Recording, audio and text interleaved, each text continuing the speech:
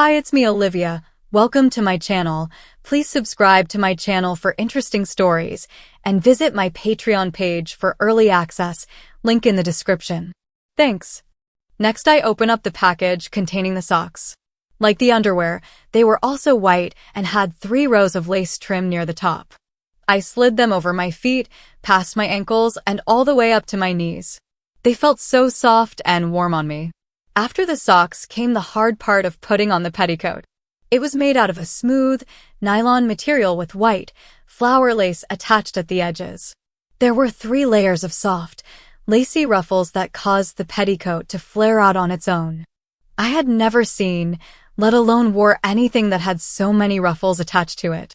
It took me a moment just to find the place where I needed to put my head through, and then I started battling all the lacy ruffles to get it over my body. With one final big pull, I was able to slip it into place. The ruffles on the petticoat were thick, and I enjoyed the touch of them rustling around my legs. I was tempted to look at myself in the mirror but held off. Next, I picked up the dress and removed it from the hanger. It felt so cool and silky in my hands, which were shaking with excitement. I tried to stare at all the details, the lace, the ribbons, the bows, but it was too much to take in. The dress was absolutely beautiful. It was prettier than I could have ever dreamed up. Another cool wave of excitement went down my spine, causing my body to shiver. I carefully placed the dress over my head and pulled it down just as Mrs. Smith had told me to do. Then I lifted up the skirt and started spreading it out over the petticoat. From my angle, the dress just covered the petticoat. As I began smoothing out the dress over the petticoat, I noticed that pressing down on the dress was like I was pushing down on a bunch of soft pillows. As soon as I stopped pressing down, the dress and petticoat would pop right back out again.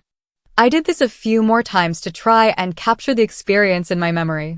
There was a knock at the door and Mrs. Smith asked, "How are you doing in there?" "I'm almost dressed," I replied. I lifted the wig off the fake head and put it on, being careful and doing it exactly the way Mrs. Smith had shown me. The wig was made of long, straight hair that went all the way down to my waist with a side curl in the front. The last thing I did was slipped my feet into the shoes. They were shiny and black but a bit tight. I had to fight with the buckle before they went on. After all this was done, I made my way to the mirror. What I saw shocked me. While I wasn't perfect, I looked better than I ever dreamed I could. Staring back at me was this cute, little girl in a pretty, pink party dress. This can't be me, I kept repeating to myself in a daze, and yet I knew it was. There was another knock on the door. "Hurry up, I want to see how you look." There was excitement in her voice that I hadn't heard before.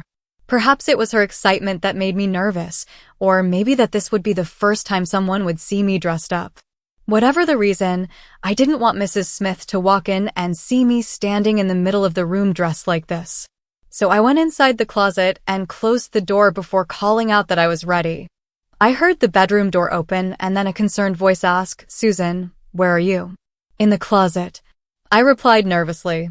"Why are you hiding in there?" The voice got louder as Mrs. Smith walked up to the door. I wanted to surprise you. Are you sure you want to see me?" I asked. Really sure? Because if you're not, then don't open up the door." "Yes, I want to see you." Her voice became softer and understanding. "Look, I'm not going to laugh at you, I promise. In fact, I know we're going to have a great time if you trust me. Now, I'm going to open up the door on the count of 3. 1, 2, 3. I took a deep breath and braced myself for the worst. I realized there was no turning back now. For better or worse, my decision had been made. The light from the room suddenly came shining in on me. I slowly looked up and saw Mrs. Smith standing there with a big smile on her face. I had been fearing the worst, but her face told me she wasn't upset or grossed out by what she saw. In fact, it was the opposite. She looked totally happy. Not only did Mrs. Smith want me to be her little girl, I think she actually believed it. "Oh, Susan," she squealed with delight. "You look so adorable. Your sister didn't look nearly as good in this dress as you do. Come out of that closet so I can get a better look at you." She grabbed my hand and pulled me into the middle of the room. "Oh my, what a pretty little girl you are." "I couldn't get the dress zipped up all the way, Mrs. Smith." "Mommy," she reminded me, "remember?" "And that's okay, I'll do it for you, sugar." I just can't believe how good you look in this dress. It's perfect on you. However, we're going to have to do something about this petticoat. It's a little low. She knelt down and had me lift up part of my dress while she made some adjustments to it. Lower your dress now, she told me. Okay, that looks much better. Moving my hair to one side, she zipped up my dress and straightened out the collar and some bows. There are still a few things we need to take care of to complete this outfit, she said. Come with me, child, so I can make you pretty.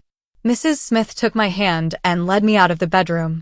The shoes I was wearing were tight and petticoat rustled against my legs, which caused the skirt to sway back and forth as I moved. It was a struggle for me to walk in this outfit. Somehow I managed to make it into her bedroom without falling over. Sit down in the chair at the makeup table, she commanded. Easier said than done. Every time I tried to sit down, I ended up with a pile of ruffles to fight with. Mrs. Smith watched my struggle with amusement. Here, try sitting down this way, which she then showed me. Her way ended up working better than mine, and I was able to sit without having my dress sticking up. The chair I sat down on already had a soft cushion, but all the ruffles from the petticoat made me feel like I was sitting on a couple of fluffy pillows. The makeup table was huge and meant for serious business. It had 3 large mirrors and 6 sets of drawers, 3 on each side. The 2 side mirrors were placed at a 45-degree angle, which allowed me to see what I looked like from both sides. On the table were several smaller mirrors, numerous bottles of perfume, lipstick, hairbrushes, other bottles of makeup, and some jewelry. Mrs. Smith picked up a brush and started bushing my hair, working on the front curl to make it more noticeable. When this was done, she laid the brush down and pulled from one of the drawers a big, white bow. With great care, she attached it to the back of my head. The ribbons from the bow almost ran down to the end of my hair. From another drawer, she pulled out a pair of white, lace gloves and told me to put them on. The ends of the gloves went up to my elbows. Mrs. Smith explained that they had been her mother's and was glad to see one of her girls would enjoy wearing them. From still another drawer, she pulled out a white, pearl necklace. Placing it around my neck, the necklace hung just above the collar of my dress. I had never thought of trying on my mother's jewelry before, and seeing the necklace had me spellbound. Okay, we need to add some makeup to give you the right effect, she stated while picking up a bottle off the table. I need you to sit very still while I put this on, so don't move. Over the next half hour, she applied blush, eyeshadow and liner, pink lipstick, nail polish, and finally, some of the sweetest smelling perfume I had ever smelled in my life, even to this day. When she was all done, Mrs. Smith stood back and looked at me with pride. Oh, Susan, you look so beautiful. There was a lot of emotion in her voice. You're a living doll in that dress. I can't wait to show you off. She got down on her knees and gave me a big hug. We're going to have so much fun today, just you and me. Girl fun, that is. Mommy, what do you mean you can't wait to show me off? I asked nervously. Did I say that? She said with a sly smile. Sorry, I didn't mean to. Wishful thinking, I guess. Anyway, young lady, we have work to do. It's one thing to look like a little girl, it's quite another to act like one. The contest is next month and you have a lot to learn. I'll make you a promise. If you work hard this morning, I'll take it easy on you for the afternoon. Agree. Before I had a chance to answer, she took my hand and led me into the living room. Over the next couple of hours, I was taught how to sit, walk, and act like a proper little girl.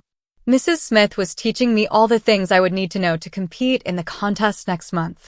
In fact, she made the comment, with your looks, poise, and that dress, you're going to be contender Susanna.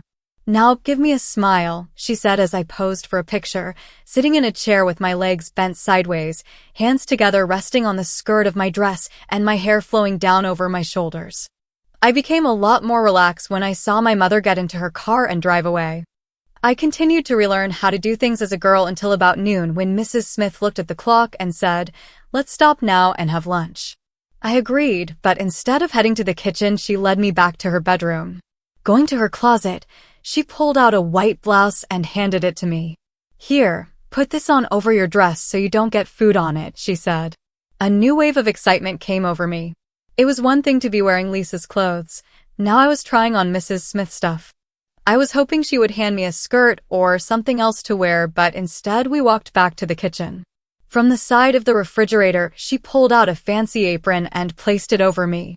There, I think that should be okay. We don't want to get anything on that pretty dress of yours, now do we? So, what shall we fix for lunch? We decided on some grilled cheese sandwiches that I helped make. After we ate and cleaned up the dishes, I removed the blouse, with much reluctance, and handed it back to Mrs. Smith. We need to freshen up your makeup, but that can wait a while, she remarked to me. Since you worked so hard this morning, I'm going to let you play while I do some needlework. The news made me happy.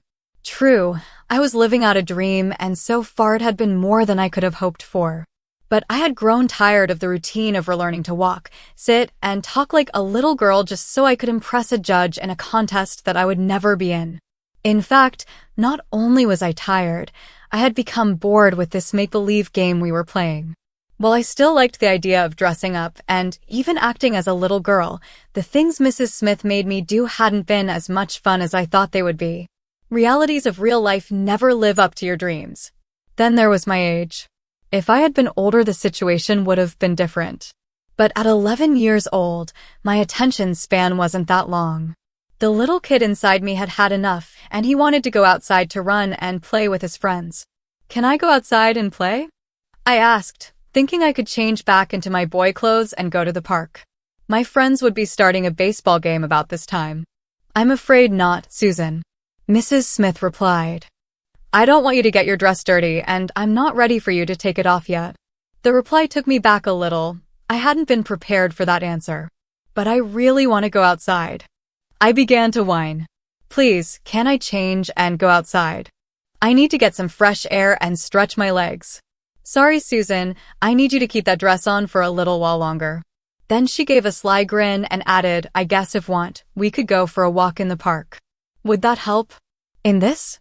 I responded, holding out the hem of my skirt to her. My friends would laugh at me. No, they wouldn't, Susan. In fact, I bet your friends would fight over each other just to sit next to such a pretty little girl on the swing. I know the dress is a little bit more fancy than what most girls wear, but I don't think they would make fun of you because of it. Clearly, Mrs. Smith wasn't thinking straight, or she didn't understand the situation. Had she forgotten who I really was? But I'm not really a little girl. That's the problem, I replied. Oh, really? Mrs. Smith walked me over to the mirror and said, Look at yourself, Susanna. You're beautiful and completely feminine. Nobody could ever tell there was a boy underneath all that silk and lace. I looked at the person in the mirror and realized she was right. It wasn't a boy wearing a dress that I saw, it was a little girl in a lacy, pink outfit with white bows and ribbons. She had long, blonde hair that flowed down to her waist and a big, white bow that hung on the back of her head. The shiny black shoes, the white gloves, even the ruffles that peeked out from underneath my dress every now and then all helped to make me into the illusion of being a little girl. You just need to believe that the person in the mirror is really who it appears to be, she whispered softly in my ear. If it helps, I believe you're the prettiest little girl a mother could ever have. Mrs. Smith wrapped her arms around me and squeezed me tightly. I've enjoyed myself this morning. How about you? Have you enjoyed yourself? Please subscribe for the next part and visit my Patreon page for early access. Thanks.